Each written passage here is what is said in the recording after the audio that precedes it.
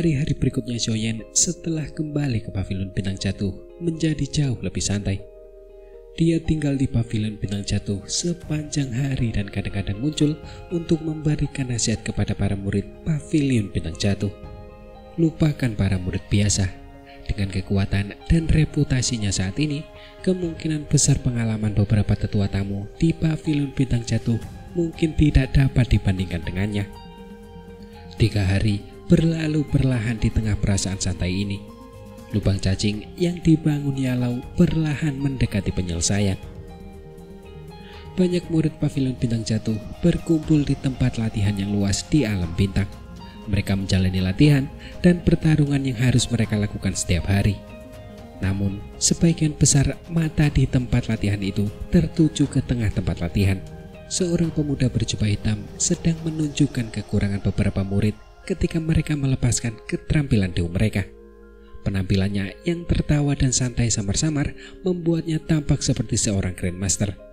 Banyak murid pavilion bintang jatuh merasa iri di hati mereka saat mereka melihatnya.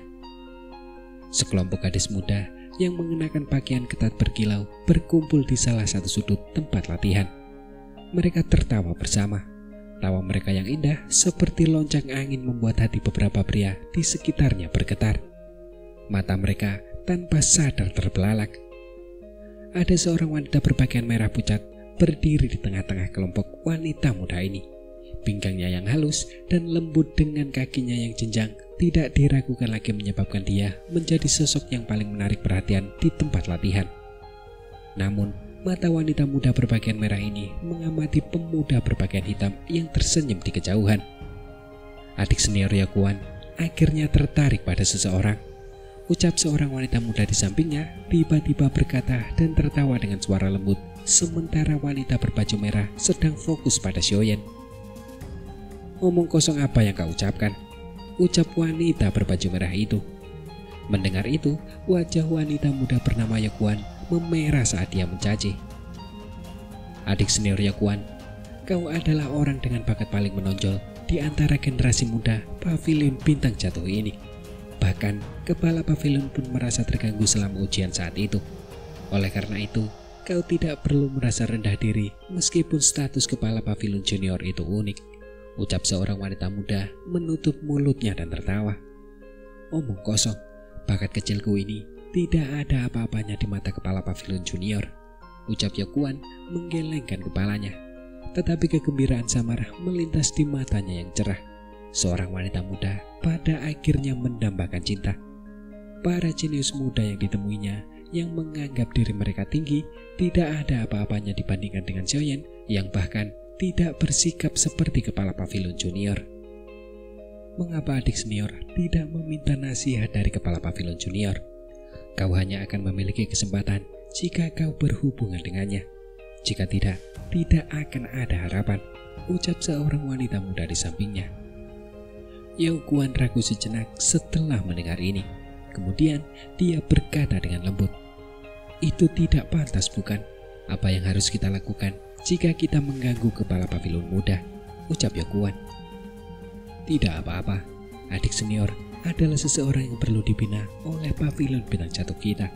Kepala pavilion junior pasti tidak akan merasakan keberatan demi memperkuat pavilion bintang jatuh," ucap wanita di sebelah Yakuan. "Ini, berhentilah mendorong.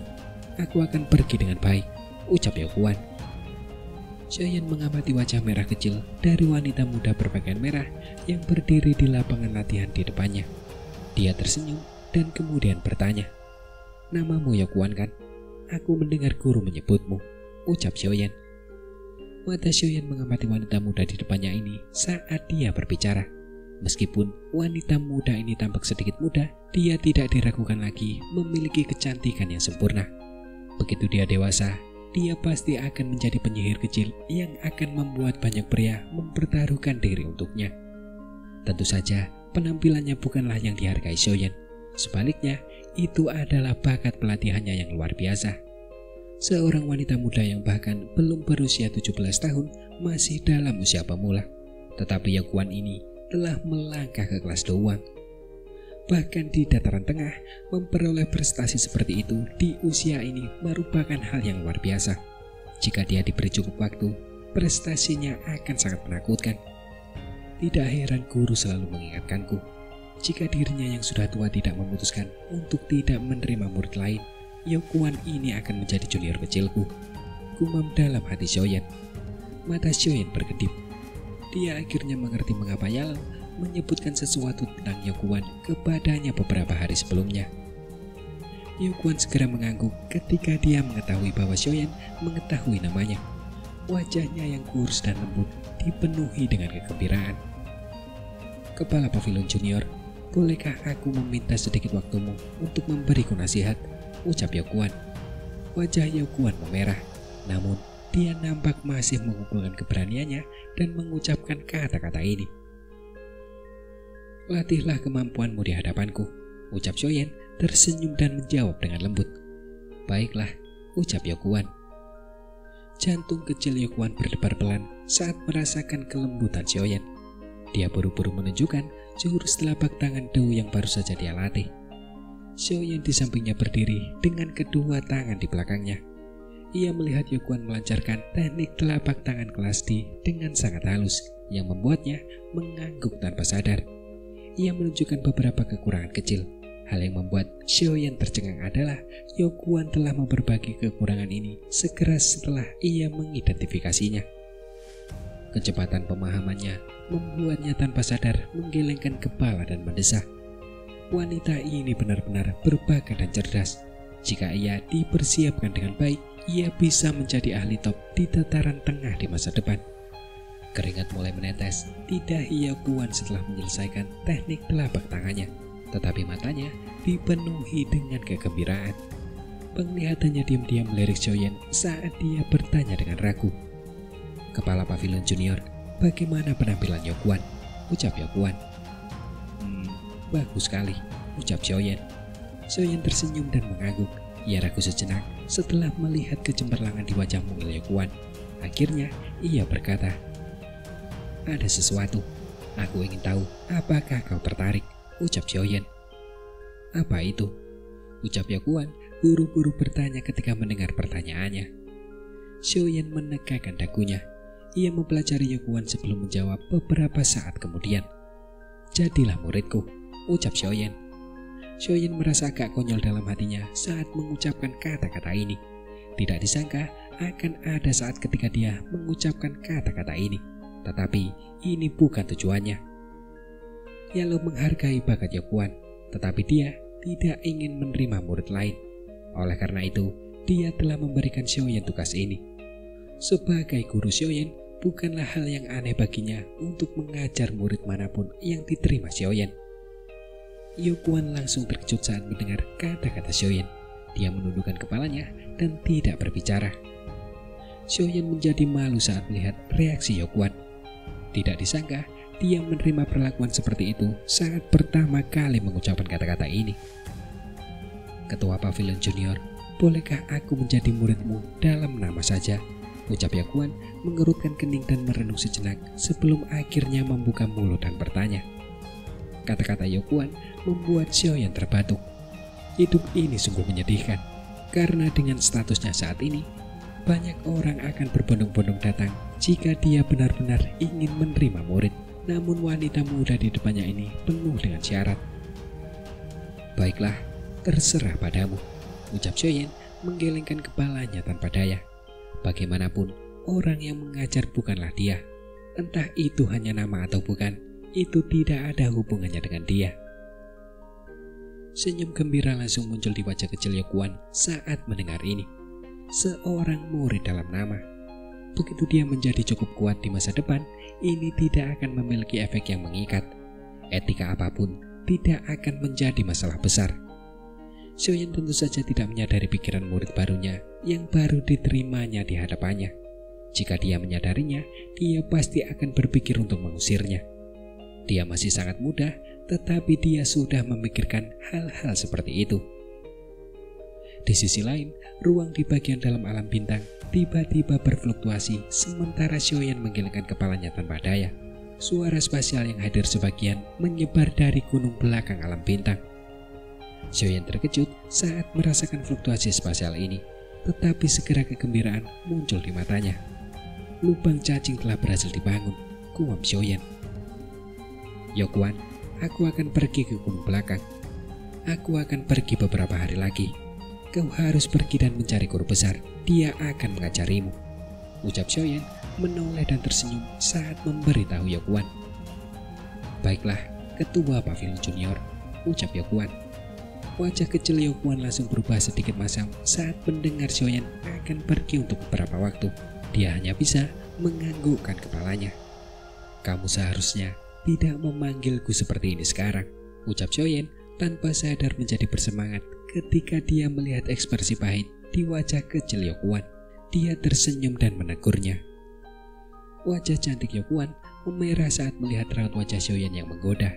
Dia hanya bisa berbisik kepadanya. Baiklah, guru, ucap Yokuan. Xiaoyan tersenyum puas saat mendengar kata-katanya. Ia mengusap kepala kecil Yokuan dan tersenyum sambil berkata, lakukan yang terbaik. Aku harap kau akan naik ke kelas Dohuang saat aku kembali nanti, ucap Xiaoyan. Xiaoyan tidak tinggal lebih lama lagi setelah kata-katanya terdengar. Tubuhnya bergerak dan ia berubah menjadi seberkas cahaya. Setelah itu, ia bergegas ke gunung belakang, tempat riak spasial dipancarkan di depan banyak tatapan penuh hormat. Yokuan menundukkan wajah kecilnya setelah melihat Xiaoyan menghilang di kejauhan. Dia berbicara dengan nada agak putus asa. Sudah berakhir. Aku telah menjadi murid kepala pavilion junior. Peluangku akan menjadi jauh lebih rendah di masa depan. Tidak, aku tidak bisa menyerah. Statusku sebagai murid hanya sebatas nama. Aku harus bertahan sampai akhir, gumam Yokuan. Maksud dari kata-kata Yokuan mungkin terdengar ambigu. Namun itu merujuk ke sesuatu yang dia inginkan bisa lebih dalam di masa depan. Namun karena statusnya sudah merupakan guru dan murid, itu akan mempersulit keinginannya. Yokuan mengepalkan tangan kecilnya saat berbicara. Setelah itu, dia dengan lembut meraih punggung Xiaoyan yang jauh. Tampaknya dia ingin menariknya kembali ke telapak tangannya. Seorang guru juga bisa dipersiapkan, gumam Yokuan. Saat Xiaoyan bergegas ke gunung belakang di alam bintang, sebuah lubang hitam gelap berukuran 100 kaki perlahan muncul di atas panggung batu di puncak gunung. Kekuatan spasial yang luar biasa dahsyat meletus dari dalam dan menyebar dengan cepat. Tubuh Xiaoyan bergerak dan dia muncul agak jauh dari lubang cacing. Dia mengamati sosok tua itu dan bertanya dengan gembira. Guru, apakah berhasil? Ucap Xiaoyan. Benar, ucap Yalau tersenyum dan kemudian mengangguk. Ia segera berbalik menatap Xiaoyan dan bertanya, apakah kau sudah bertemu dengan gadis kecil itu? Ucap Yalau. Xiaoyan tentu saja mengerti bahwa Yalau merujuk pada Yokuan dengan kata gadis kecil itu. Dia tersenyum pahit dan mengangguk. Kemudian dia berkata, aku sudah bertemu dengannya.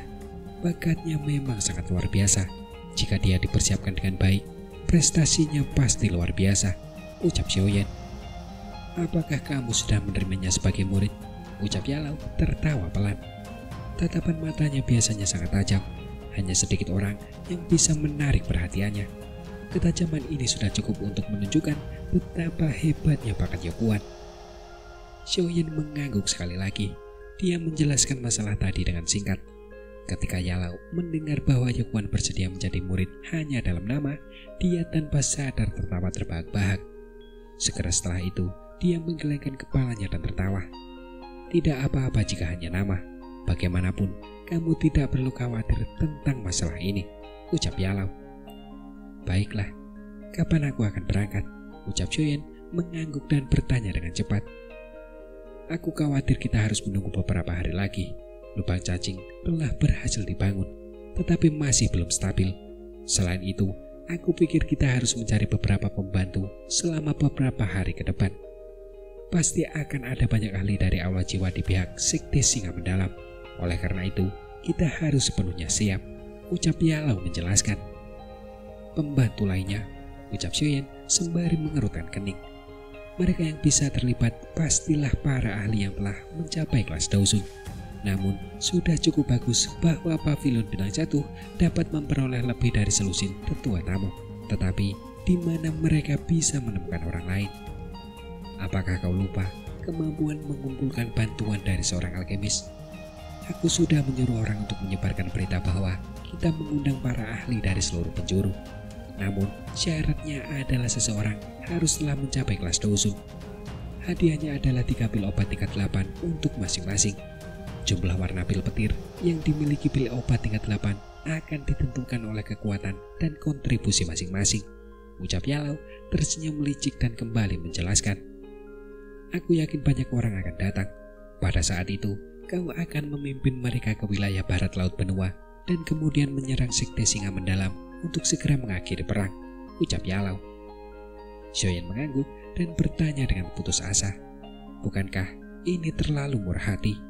3 pil obat tingkat 8 untuk masing-masing orang akan menjadi jumlah yang cukup besar jika 20 hingga 30 orang datang, ucap Xiaoyan. Tenang saja, seharusnya tidak ada masalah selama itu adalah pil obat di bawah tingkat ke-9, ucap Yalao tersenyum dengan sikap tidak peduli. Dengan kemampuannya saat ini, peluangnya untuk berhasil memberikan pil obat tingkat 8 cukup tinggi. Oleh karena itu, mungkin akan sedikit merepotkan, tetapi dia masih mampu membayar pil obat ini. Xiaoyan hanya bisa menganggukkan kepalanya saat mendengar ini. Jika dia pergi ke wilayah barat laut benua itu sendirian, dia akan sangat lelah bahkan jika dia memiliki kemampuan untuk membalikan keadaan. Jika ada sekelompok besar pembantu, keadaan pasti akan jauh lebih santai. Kalau begitu, kita akan menunggu beberapa hari lagi, ucap Yalao. Dengan lubang cacing yang sudah sepenuhnya dibangun, alam bintang tiba-tiba menjadi ramai selama beberapa hari berikutnya. Hanya ada 1-2 alasan untuk keramaian itu. Itu karena undangan yang dikeluarkan Yalao. Saat itu, Yalao memiliki kemampuan hebat untuk mengumpulkan orang. Sekarang setelah dia naik ke kelas Banseng, kemampuan pemanggilannya tidak diragukan telah diperkuat sekali lagi. Oleh karena itu, seluruh dataran berubah menjadi gempar begitu undangan itu dikeluarkan. 3 pil obat tingkat 8 memiliki daya tarik yang kuat bahkan untuk seorang elit Dozun. Keadaan masih baik-baik saja bagi para ahli yang berasal dari sekte tertentu. Mereka tidak berani menerima undangan secara acak karena implikasi yang mungkin terjadi. Tetapi dataran tengah dipenuhi dengan para ahli yang tersembunyi. Tentu saja tidak ada kekurangan orang-orang yang berlatih sendiri dan memiliki kekuatan yang sangat besar. Karena tidak terkekang, mereka tampak memiliki kebebasan yang lebih besar. Oleh karena itu, mereka tidak ragu-ragu setelah menerima undangan seperti itu. Mereka bergegas ke pavilion bintang jatuh. Xiaoyan sangat tercengang dengan apa yang dibawa oleh undangan Yalao. Baru saat itulah dia benar-benar merasa takut dengan kemampuan Yalao untuk mengumpulkan orang. Namun, dia agak meremehkan dirinya sendiri. Saat ini, dia bukanlah orang yang tidak dikenal di dataran tengah. Dia adalah seorang alkemis tingkat 8. Jika identitas ini ditunjukkan, orang-orang tentu akan bersikap sopan kepadanya. Tetapi sejak Xiaoyan tiba di dataran tengah, faksi-faksi yang telah dihubungi menjadi luar biasa. Oleh karena itu, dia tidak dapat merasakan beberapa manfaat yang dibawa oleh status alkemis ini kepadanya. Pavilion bintang jatuh ramai selama 3 hari penuh karena undangan tersebut. Yalao secara pribadi memilih orang-orang selama 3 hari tersebut. Ia telah memilih 20 ahli dari antara mereka yang datang karena undangan tersebut. Kekuatan ke-20 orang ini semuanya setidaknya adalah Dozun bintang 3. 3 dari mereka bahkan telah mencapai bintang ke-8 dari level Dozun. Namun mereka sedikit lemah dari Xiaoyan. Puluhan sosok berdiri di udara di gunung belakang alam bintang 3 hari kemudian. Gelombang demi gelombang aura yang luas dan dahsyat menyebar dan beriak di sekitarnya. Daerah ini tampak bergetar karena tekanan yang menakutkan yang terkonsentrasi di sini. Semuanya, saya rasa kalian semua tahu tujuan perjalanan ini. Begitu kita tiba di wilayah barat laut benua, saya harap kalian semua akan mendengarkan perintah saya, ucap Xiaoyan berdiri di depan banyak sosok dan berbicara dengan senyum tipis. Ketua Pavilion Junior harap tenang. Sebuah faksi di tempat biadab bukanlah apa-apa, ucap salah satu ahli dari yang akan dipimpin Xiaoyan. 20 ahli yang diundang tersenyum dan mengangguk saat mendengar perkataan Xiaoyan. Meskipun Xiaoyan lebih muda dari mereka, auranya yang kuat membuat mereka sadar bahwa pemuda ini lebih kuat dari mereka semua. Oleh karena itu, mereka tidak menolak perintahnya. Terlebih lagi, mereka semua jelas menyadari identitas pemuda ini. Kepala Pavilion Junior tidak perlu khawatir. Kami diundang oleh Kepala Pavilion Nyao. Tentu saja, kami tidak akan berubah pikiran di tengah jalan. Bagaimanapun, kami baru saja memperoleh setengah dari hadiah kami, ucap seorang tetua berwajah merah yang memimpin kelompok itu tertawa terbahak-bahak. Kalau begitu, aku akan merepotkan Tuan Tuahu, ucap Xiaoyan. Xiaoyan menangkupkan kedua tangannya ke arah tetua berwajah merah. Orang ini adalah yang terkuat di antara 20 orang yang diundang kali ini. Kekuatannya telah mencapai Dousun bintang 8. Selain itu, perlu disebutkan bahwa dia dan 2 ahli lainnya yang telah mencapai bintang 8 adalah kembar 3. Ketiganya telah mulai berlatih sejak mereka lahir. Tidak ada dari mereka yang menikah dan memiliki anak bahkan sampai sekarang. Ketiganya seperti bayi siam yang tidak pernah mengkhianati satu sama lain. Oleh karena itu, kerjasama antara ketiganya sangat hebat. Jika mereka bergandengan tangan, mereka akan mampu melawan bahkan elit Dousun bintang 9. Setelah berbicara, Xiaoyan mengalihkan pandangannya ke Yalau dan dia berkata, "Kami akan berangkat sekarang," ucap Xiaoyan. "Baiklah, orang-orang ini datang setelah diundang. Tidak perlu mempercayai mereka. Di sisi lain, kau bisa mempercayai 10 tetua tamu ini. Mereka jauh lebih mengetahui berita di benua barat laut daripada kalian," ucap Yalau mengangguk. Dia menunjuk ke 10 tetua berjubah pavilion bintang jatuh di sekitarnya sambil berbicara dengan lembut. Xiaoyan mendesah pelan dalam hatinya saat melihat ke 10 tetua tamu ini. Yalau mengizinkannya membawa setengah kekuatan pavilion bintang jatuh bersamanya. Namun, semuanya akan baik-baik saja karena Yalau yang telah mencapai kelas Panseng secara pribadi berjaga. Ditambahkan tetua tamu pavilion bintang jatuh ini, pihak Xiaoyan akan memiliki lebih dari 30 orang dalam perjalanan ini. Selain itu, mereka semua adalah Dousun elit. Xiaoyan merasa sedikit tidak biasa saat memikirkan ini. Jajaran seperti itu adalah eksistensi yang cukup kuat bahkan di dataran tengah. Bahkan mungkin tidak akan sulit untuk melenyapkan faksi besar dataran tengah seperti lembah sungai es.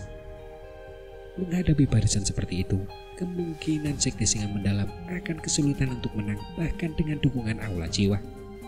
Kali ini, kelompok Xiaoyan benar-benar telah mengeluarkan banyak modal. Yalau menyeringai setelah melihat semua orang sudah siap. Dia melangkah maju perlahan dan melambaikan lengan bajunya dengan lembut. Lubang cacing di puncak gunung tiba-tiba mulai berfluktuasi setelah Yalau melambaikan lengan bajunya. Fluktuasi spasial yang luar biasa dan dahsyat menyebar darinya saat suara seperti guntur dipancarkan dari lubang cacing. Suara ini terus bergema di langit sekitarnya. Ketika riak spasial dipancarkan, lubang cacing mulai berputar perlahan. Gelombang demi gelombang kekuatan hisap samar menyebar keluar darinya. Yalau menjentikan jarinya. Sebuah gulungan hitam terbang ke arah Xiaoyan. Gulungan itu diselimuti oleh kekuatan spasial yang menakutkan. "Xiaoyan, ini gulungan lubang cacing. Gulungan itu masih harus diperbaiki di sisi lain.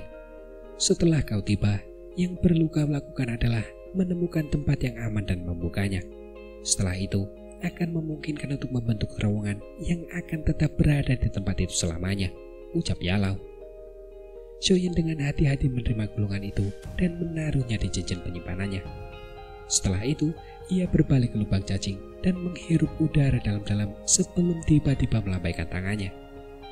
"Ayo pergi," ucap Xiaoyan. Xiaoyan adalah orang pertama yang bergerak setelah suaranya terdengar.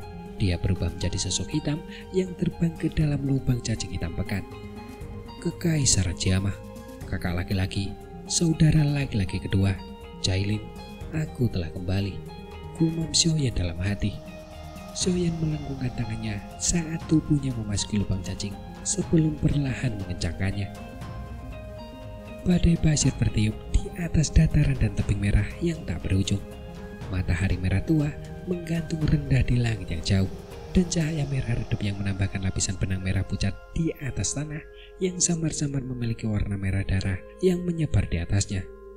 Hanya sedikit orang yang hadir di dataran dan tebing merah. Hanya angin liar yang terus bersiul dan bertiup. Pada saat tertentu, riak spasial yang intens tiba-tiba terwujud dan lubang hitam spasial berukuran 100 kaki perlahan muncul. Gelombang demi gelombang naik saat lubang hitam spasial itu muncul. Seketika, banyak sosok melangkah ke udara sebelum perlahan menjauh. Mereka akhirnya mendarat di tanah. Ada sekitar 30 orang dalam kelompok ini, dan semuanya tampak tidak mencolok. Namun, jika seseorang dengan indera yang benar-benar tajam mendekat, orang itu akan terkejut saat mendeteksi tekanan samar namun menakutkan yang menyebar dari mereka. Apakah ini bagian barat laut benua? Ucap seorang tetua dengan wajah berseri-seri karena terkejut saat mendarat di tanah.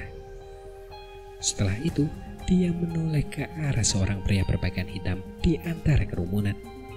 Dari wajah pria berpakaian hitam yang dikenalnya, kelompok ini jelas merupakan kelompok Shoyan yang bergegas dari pavilion bintang jatuh ke wilayah barat laut benua. Shoyan menggelengkan kepalanya sedikit ketika mendengar perkataan saudara tertua dari keluarga Hu. Bagian barat laut benua itu sangat luas. Daerah yang dia ketahui terbatas pada Kekaisaran Siama dan beberapa kekaisaran di sekitarnya. Dia tentu saja tidak tahu di mana tempat ini.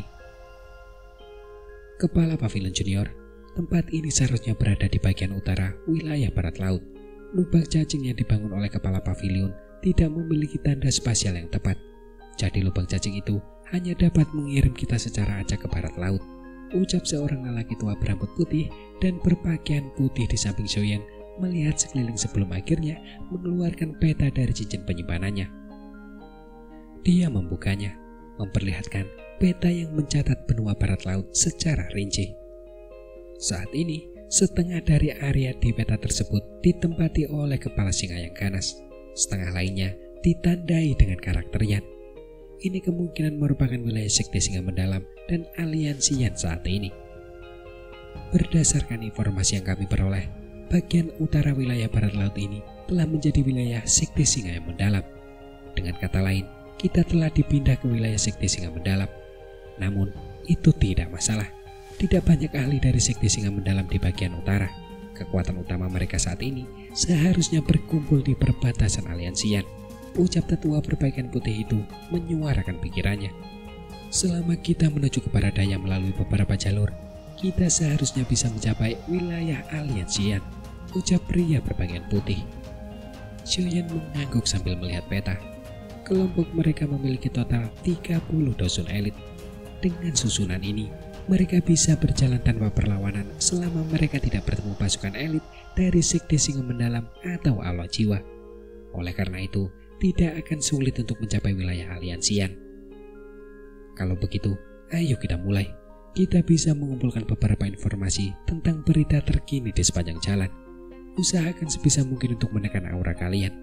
Dengarkan perintahku dan jangan berkeliaran sembarangan, ucap Shoyan. Shoyan menoleh dan melihat ke arah barat daya yang jauh. Setelah itu, dia melambaikan tangannya dan jari-jari kakinya menekan tanah. Tubuhnya berubah menjadi sinar cahaya yang melesat pergi. Suara angin yang menderu dapat terdengar saat banyak sosok mengikutinya dari belakang. Kelompok Shoyan langsung bergegas menuju aliansi Yan di barat daya. Mereka terbang di atas wilayah yang dikuasai oleh sekte singa mendalam. Oleh karena itu, mereka tentu saja bertemu dengan beberapa pasukan dari ahli dari sekte singa mendalam yang telah ditempatkan di sepanjang jalan. Namun, para ahli yang disebut-sebut ini adalah dosong yang paling biasa. Mereka tidak menimbulkan ancaman sedikit pun bagi kelompok Shoyan. Oleh karena itu, mereka tidak menghadapi halangan apapun di sepanjang jalan. Dan mereka juga berhasil menanyakan tentang kejadian terkini di wilayah barat laut dari beberapa ahli yang ditangkap milik sekte singa mendalam. Hati Shoyan tertegun saat mengetahui informasi ini, karena situasinya memburuk jauh lebih cepat dari yang diantisipasinya. Wilayah yang telah diperjuangkan keras oleh aliansi Yan selama bertahun-tahun telah menyusut sepertiga. Selain itu, laju penyusutan ini meningkat dengan kecepatan yang mengejutkan. Dari sini, orang bisa tahu betapa dahsyatnya kekuatan yang digunakan aula jiwa untuk misi ini. Dari informasi ini, Xiaoyan menyadari bahwa sebagian besar ahli di aliansi yang saat ini berkumpul di benteng kuning misterius di aliran langit kuning misterius. Tempat itu adalah lokasi terpenting bagi aliansian selain camp utama mereka di Kekaisaran Siama. Jika benteng ini jatuh, pertahanan mereka dalam radius 1000 km akan runtuh dan memaksa aliansian kembali ke Kekaisaran Siama. Itu tidak diragukan lagi akan menyebabkan perkembangan pahit aliansian menjadi sia-sia. Oleh karena itu, para ahli aliansian beserta beberapa ahli lain yang telah bergabung dengan aliansian untuk melawan sekte singa mendalam semuanya berkumpul di benteng kuning misterius. Dengan dukungan dari aula jiwa, sekte singa mendalam memiliki kekuatan yang menakutkan yang dapat melenyapkan sebagian besar faksi di barat laut. Setelah beberapa paksaan, sekte singa mendalam telah memperoleh cukup banyak ahli. Oleh karena itu, sulit untuk menemukan faksi di wilayah barat laut benua yang dapat bertarung dengan mereka. Bahkan aliansian berada dalam posisi yang kurang menguntungkan. Sekte singa mendalam tentu saja tidak akan menyerahkan benteng kuning misterius yang merupakan tempat yang harus diperebutkan kedua belah pihak. Berdasarkan apa yang dikatakan seorang ahli yang telah bergabung dengan sekte singa mendalam, sekte singa mendalam saat ini juga telah mengirimkan pasukan elit mereka yang sebenarnya ke aliran langit kuning misterius. Dari kelihatannya, mereka jelas bermaksud untuk secara paksa mengambil alih benteng kuning misterius untuk mendominasi seluruh wilayah barat laut benua ini. Kabar buruk ini membuat Xiaoyan tidak punya pilihan selain mempercepat langkahnya. Dia harus tiba di benteng kuning misterius sebelum sekte singa mendalam mulai mendudukinya dengan paksa. Jika tidak, kerugian yang akan diderita aliansian akan terlalu besar. Aliran langit kuning misterius terletak di antara dua pegunungan. Karena medan alaminya, aliran ini telah menjadi benteng alami yang mudah dipertahankan dan sulit diserang. Langit di atas aliran langit berhembus dengan angin yang sangat dingin. Bahkan seorang ahli doang biasa tidak akan berani menyentuh angin ini. Dua pegunungan di sisi benteng tampak telah dibelah menjadi dua oleh kapak tajam yang besar, sehingga membuatnya tampak sangat halus. Selain itu, pegunungan itu sangat megah. Oleh karena itu, bahkan beberapa doang ahli tidak dapat terbang di atasnya. Benteng kuning misterius berdiri di titik terpenting dari aliran langit kuning misterius ini. Orang hanya bisa melewati titik ini dalam radius 1000 km. Bahkan, beberapa negara tetangga kecil harus melewati tempat ini untuk saling berhadapan. Didukung oleh lingkungan yang unik dan penuh berkah, pentingnya benteng kuning misterius tentu saja sesuatu yang tidak perlu dikatakan. Aliansi yang telah membayar harga yang mahal untuk mendapatkannya. Di luar benteng kuning misterius terdapat padang rumput yang tak berujung.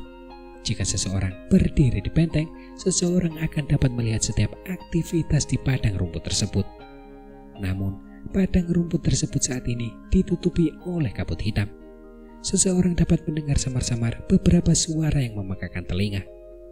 Aura jahat yang menyebar dan melonjak menyebabkan ekspresi semua orang di dalam benteng kuning misterius menjadi serius. Banyak bangunan berdiri di tengah benteng, dan ada sebuah bangunan yang besar yang sangat megah di tengahnya. Cukup banyak orang yang duduk di dalam aula saat ini.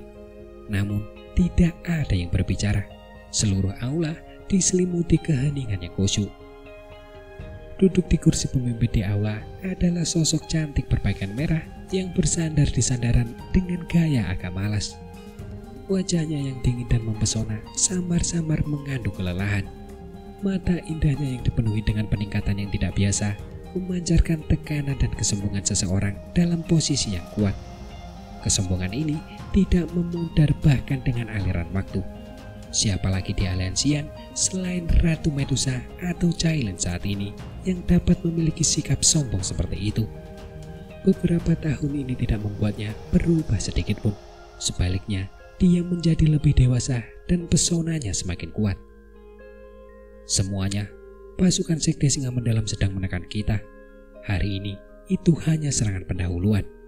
Namun, kemungkinan besar mereka akan menyerang kita secara resmi dalam waktu kurang dari 3 hari. ucap Cailin. Tatapan mata Cailin perlahan menyapu seluruh aula. Banyak wajah yang dikenalnya muncul. Kaisar Esai Potong, Raja Vil Kekaisaran Jamakuhe, dan juga Fama. Saat ini, mereka semua tampak sedikit lebih tua. Namun, aura mereka jauh dari apa yang dapat mereka bandingkan dengan masa lalu. Jelas bahwa kekuatan mereka telah meningkat drastis selama bertahun-tahun. Semua orang terdiam saat mendengar kata-katanya.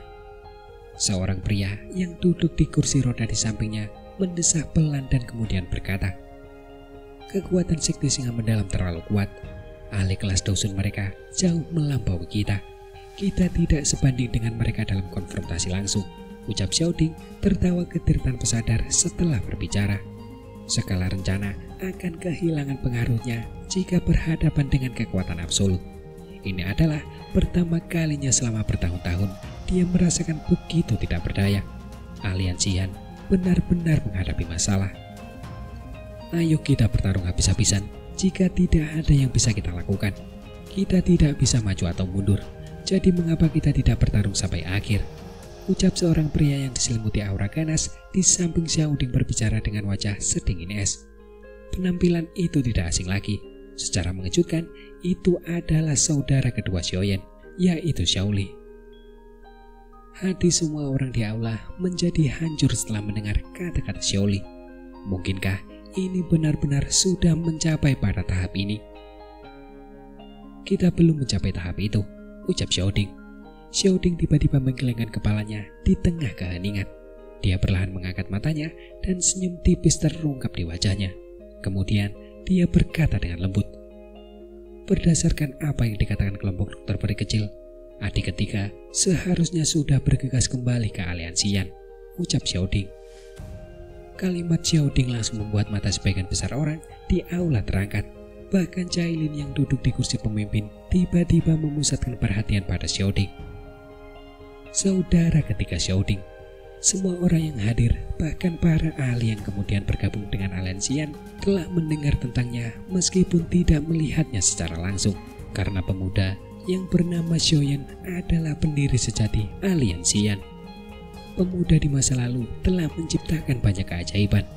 Meskipun aliansi yang dikelola oleh Cailin selama bertahun-tahun, pemimpin spiritual sejati aliansian tetaplah pemuda bernama Xiaoyan di hati banyak orang.